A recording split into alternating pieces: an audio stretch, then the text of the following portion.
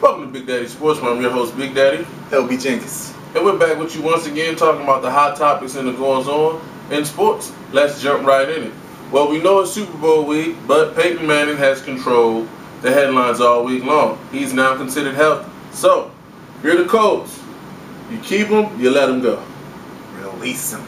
It's time to move on. It's time to grow strong. Come on.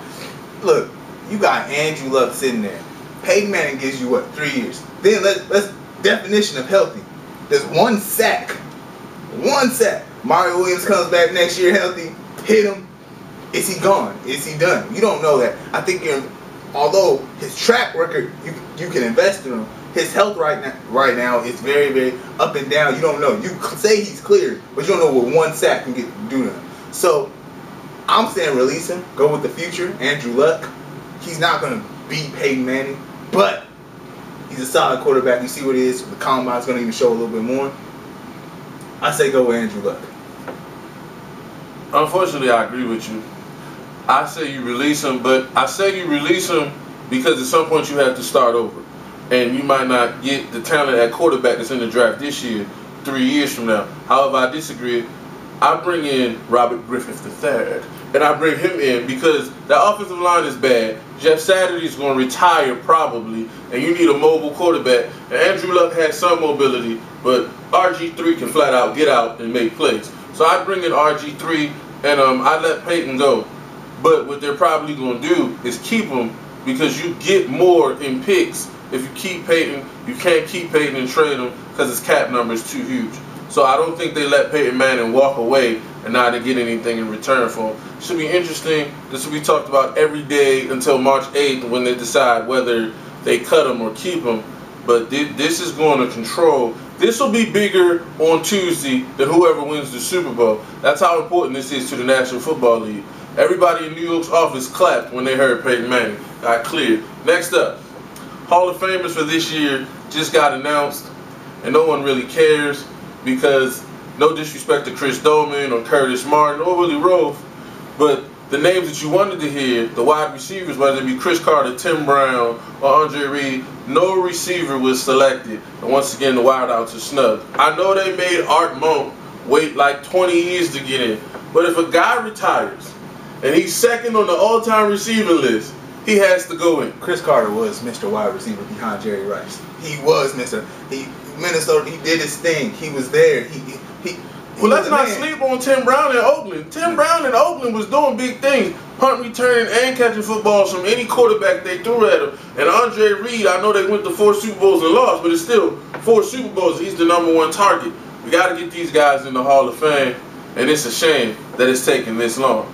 Also, they snubbed Jerome Bettis. Curtis Martin has better numbers, but Jerome Bettis was more impactful to what the Steelers did. That's just my opinion. I think if Curtis goes in, Jerome should have went in too. Definitely. Next Get on the bus. Get on the bus. What are the advantages that the Giants have over the Patriots, and what is the Patriots' advantage over the Giants? Well, first of all, we got the Giants with 3 hot wide receivers right now. Nicks, Manningham, and Salsa Man, Victor Cruz, against the 32nd defense in the league.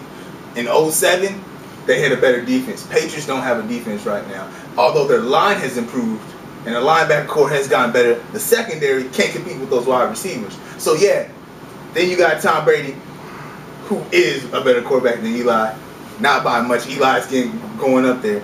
But you got Gronkowski out. And Hernandez. If not, he'll play. Hernandez, though, still a great tight end, still going out there doing his thing. Can fill that role and be on every down. I got Giants winning. I mean, it's just better. You got the defense that's better. You got the offense that can compete. I mean, come on now. We got the running backs, Bradshaw and Jacobs. What they got? Their best offensive weapon is Woodhead, who couple hits from that D-line. Anybody is going down. Let's be real. Why we even, listen, it shouldn't be an argument. Giants are winning. It'd be great if you were right, but I have a feeling that you won't be. Giants' advantage is their defensive line. There's no question they have one of the best, if not the best, defensive line in football. However, hits last time. I'm going with 25 hits. Tom Brady will get hit. His wife gonna be sending emails out again talking about, please pray for his healing. his soul, his mental healing. Leave Giselle alone. Giselle was just trying to help her man out. Anyway, the Giants' defensive line is their great advantage, but where I think people forget their weakness is the linebacking core. And that's what the Patriots are going to take advantage of. When you run those tight ends out there, Gronkowski's going to play. Hernandez is going to play. And Wes Welker is going to eat up the middle of the field. The Giants' linebackers have been suspect all year long. They haven't gotten better. The pass rush is covering up stuff. There will be formations that they run that will keep the Giants out of situations where they can cover up those holes in the middle of the field. If you're going to say they're going to do something different, this is what they're going to do different. Guess what? Because them tight ends going to get blocked. They're going to stop them. Wes Welker going to be held. I'm worried about Deion Branch, Ocho Cinco showing up. We haven't seen them all season. So I think Belichick going to come in there with something different and get those guys open. Because right now you're underestimating their talent. I agree that they're being underestimated right now. I just don't expect Ocho Cinco, who hasn't shown up in 20 weeks, to all of a sudden be a Hall of Fame type receiver and the savior of the Super Bowl. I just don't expect. It'd be funny. It'd be a great story. But I doubt it's going to happen. I just think formation-wise, you can do things to get your tight ends off the line of scrimmage and bring them out on wheel routes and things like that. It's going to confuse the Giants. Those linebackers are going to be in trouble. And although I don't want to, I take the Patriots in a close game. I just think it's their year. I don't, of course I don't want to see them win. They thought it was their year in 07. Undefeated season in the playoff. They thought it was their year. Look. 31-28 Patriots. That's what I got. Field goal wins them another championship. Next up, NBA. Kenyon Martin just got signed by the Clippers. Is it going to matter? Oh, yes. Off the bench, Kenyon Martin, yes. The Clippers are fixing their team and they're making a better core, a better bench. And right now, that's what they're struggling with. They got some stars. That bench isn't, besides Mo Williams, not everyone coming off the bench is really doing good. You improve that bench. How the West was won, y'all. Look, the Showtime Clippers, and yes, I said Showtime. Showtime? If you watch them play lately, they remind you slightly, I won't give them that much respect yet, but slightly of the 80s Lakers. But anyway, Kenyon Martin is going to bring a mentality to them that they don't have right now defensively. And a mentality of toughness that he brings to a team, he's going to bring. Also, if I was the Clippers, Chris Kaman was sent home and told not to come back. We're trying to trade you. I'd bring him back.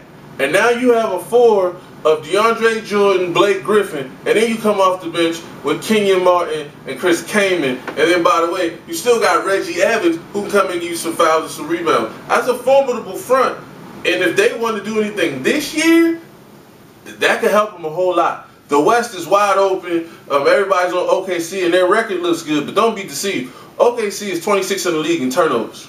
They're also a jump shooting team. The jump shooting teams go cold in the playoffs. So I'm just saying, the West is not a certainty. Well, the thing that's really getting me with the Clippers, you do the Showtime with Blake Griffin. Alley-oop. So then defenses come in, we're going to stop Blake Griffin. You have shooters on this squad. And Mo Williams is on fire. Mo Williams is on fire. Going. The Clippers are going to keep getting better. Add a couple more pieces. Go get Kaman. Add a couple more pieces. They're close. In a weak NBA this season where everybody's kind of down and the Clippers are kind of taking that step forward, I'm not putting them in an NBA championship yet, but this move does move them toward that direction. We talked about asterisks last week. The Clippers win, it's going to be a real asterisk. It's going to be like 5 of them. But keep doing your job, Clippers. Stop doing a good job. Okay, All-Star reserves. I got an All-Star reserve that I think is not on the radar. It's not a homer pick, but just looking at him play, Martin Gortat deserves to be the backup center for the West All-Stars. His numbers and Marc Gasol's are pretty much interchangeable. And I know people are going to say, well, Steve Nash is making Martin Gortat. And maybe to some extent that's true. But the fact of the matter is he's averaging 15 and 10. He's been balling out lately. And if I were coaching the West, I'd want his size out there during the All-Star game. Who you got? Mr. Love, Kevin Love. No question. No question. Mr. Double-Double. 25, 15, 25, 10. He's doing it. And I don't know why he's not even a starter on look. Well, he's not a starter because of that cat named Blake Griffin. I mean, if I had to choose right now between Love and Blake, it depends on the day of the week. They're that close. I've never seen either one of them play in a meaningful game yet. So if you love athleticism, you take Blake. If you love fundamentals, you take Kevin Love. You're probably not going wrong either way. But Blake Griffin, fundamentals and longevity. When the legs go and everything, the fundamentals is what takes you and extends your career. But Blake's learning. Last year he didn't have a jumper. This year that jumper's coming. And then you see what he did to Kendrick Perkins last week? Did you see how he stamped on Kendrick Perkins? Utah, Millsap.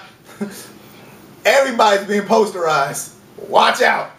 The Showtime Clippers, I'm telling you, they taking over the West. All right, next up.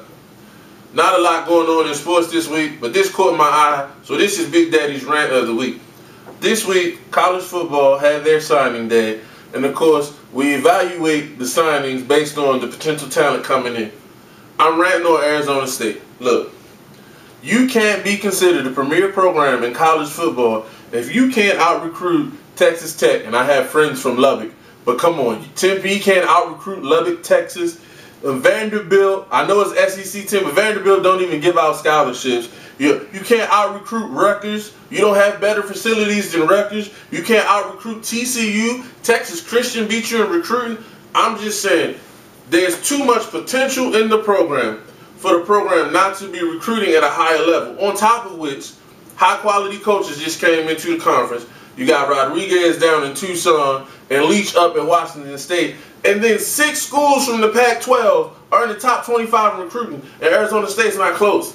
They didn't have a 4-star recruit, let alone a 5. They didn't have a 4-star recruit. If you're going to be elite, you got to recruit with the likes of UCLA, who's way down. And UCLA is a top 25 recruiting team. And they don't have the facilities you have. Washington is recruiting at a high level. Who else? Everybody in the Oregon, of course, is recruiting, and USC coming off probation is recruiting, and you're nowhere to be found. You're not going to be able to compete in this conference, and you're going to be a laughingstock if you don't start to recruit at a high level. That's all we got for you this week. Hope you enjoyed the show. If you know somebody at ASU, tell them step their game up. Hit us up on Twitter at BigDaddiek6. LB Jenkins at Light Bright J. Have a good one.